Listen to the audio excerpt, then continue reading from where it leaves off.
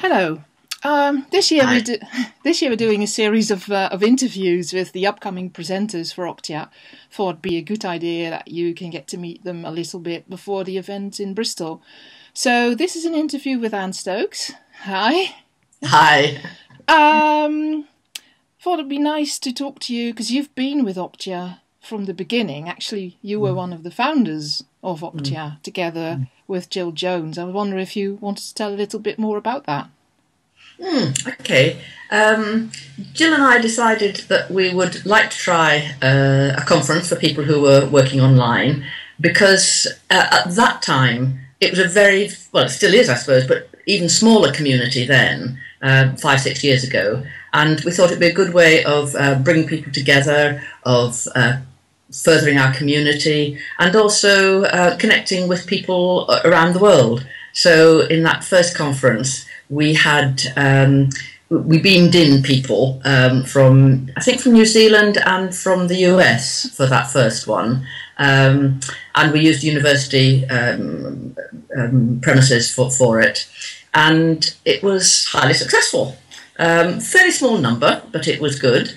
And we decided that it needed to grow. So we talked about it, we involved other people, and we asked John Wilson of Online Event if there was any chance of it being streamed, which I know doesn't sound radical now, but then it really was.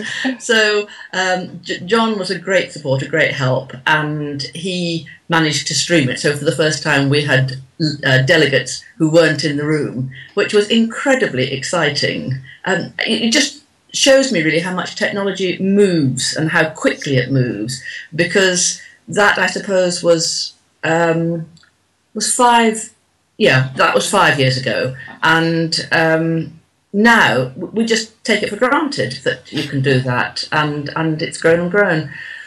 After the third year that Jill and I, and other people by that time, had organised it, Jill and I decided that actually probably it needed new blood, new ideas, and so we handed it over to the ACTO committee, the Association for Counselling and Therapy Online, yes. And they've run with it, increased it, brought BACP in, and that's been a really good venture with them, and it's growing from strength to strength, which Jill and I, sitting in the background, are absolutely delighted about. So yeah, oh, that's the story. Yes, it's wonderful to have you presenting again this year. Looking forward to that. So can you tell a little bit how you got started working online? Because I know you were not a fan in the beginning. No, I wasn't. I actually, I suppose 12 years ago, 14 years ago, my goodness, thought it couldn't possibly work. It's not a thing that you can make a therapeutic relationship online. I was really quite anti it. But a friend of mine was starting with Jill Jones and another group of people to evolve a training, and they decided that they'd like to have clients, obviously, and they thought that they'd have people who actually were counsellors, because if things went wrong, we could take care of ourselves. So me, who sort of hardly touched a computer in those days, said, yes, I'll be a client. And I don't think she'd mind me saying so. I didn't know her in those days. I was Jill Jones' client. And it was brilliant. We did a really good piece of work. I was terribly impressed. We formed a good therapeutic relationship. As I say, I didn't know her, but I felt that therapeutically I was getting to know her. And really, I just had to eat my words. So having done that, I decided I'd better train.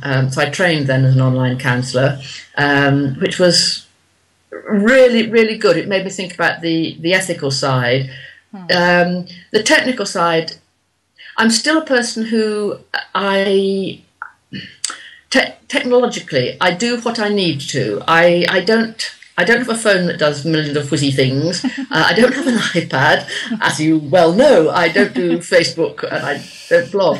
So I suppose what I'm saying is there's a whole range of people who can use online counselling as counsellors. Those like me who really think it's a very good medium and who keep up with technology as much as we need to, but don't see ourselves as technological wizards. I mean, you know, I come to you if I'm stuck for help. So, and I've got other backup. I think as long as you've got good backup, that's okay. So I've sort of moved into, I obviously went into training after that, training other counsellors, and I've got a supervision practice, and yeah, it's great. I don't regret it at all. I'm just sort of, well, lots of my friends who knew me in the old days just think it's madness that I managed to do this, having been so anti. So, yeah. Yeah, because you're now one of the directors of OLT, online training for counsellors. Yeah. Yes. Yeah. Great. And that's, I suppose it was one of the, maybe even the first, but certainly one of the first organisations to actually train counsellors online in the United Kingdom.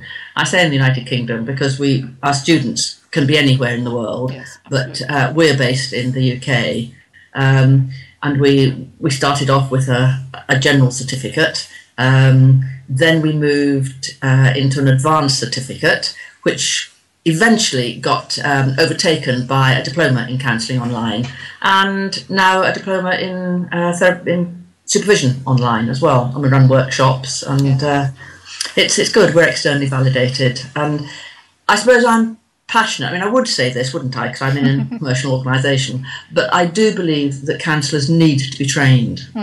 It's different from working face to face, and I wouldn't go to a counsellor to work online if that person hadn't had some training. Doesn't feel right to me. And BACP, the professional body in the UK, says the same. Yes, yeah. Absolutely do. And I wanted to end this interview with you telling a little bit about how easy it is to work online, because you live in 2 different countries, don't you? I do. I spend about half the year in the UK, where I'm sitting at the moment, and about half the year in France. And I can work from both countries, of course, because it doesn't really matter where I am. With clients, I think you have to be slightly more careful. If you're working in the medium that we're in now, if you're going to use video, I think you need to tell them that you might be in 2 places.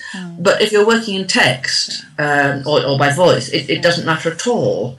The other thing that you have to be, or I've had to be careful about, is in terms of my professional indemnity, because I am okay as long as I am here here being UK, for 6 months and a day, because that is my main residence then, and I can be covered by UK professional indemnity. If I changed the balance, I'd have to look at French indemnity insurance, which I guess might be more of a problem for me because I trained in the UK, so there might be all sorts of issues, but who knows? And that might might change in the long run. But it is so good to be able to work wherever I am. Yeah. Great advantage. Thank you for that advice, and thank you for the interview, and we look forward to seeing you in Bristol. Okay, thank you for asking me to be here. Okay, bye for now.